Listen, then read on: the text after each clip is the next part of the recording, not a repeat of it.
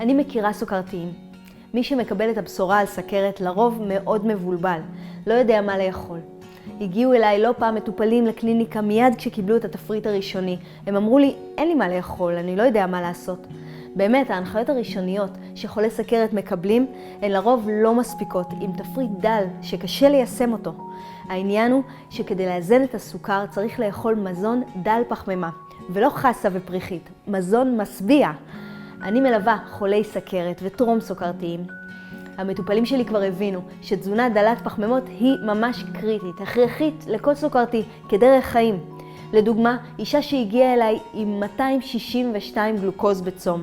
התרופות להורדת סוכר כבר לא עזרו לה. בעזרת שינוי תזונתי הגענו לרמה מאוזנת תוך חודש, 95 גלוקוז בצום. בלי שינוי בתרופות, ללא תוספים, רק באמצעות התפריט שהתאמתי עבורה. אם אתם או מישהו שאתם אוהבים סובל מסכרת, פנו אליי ואני אשמח להתאים לכם תפריט וללוות אתכם.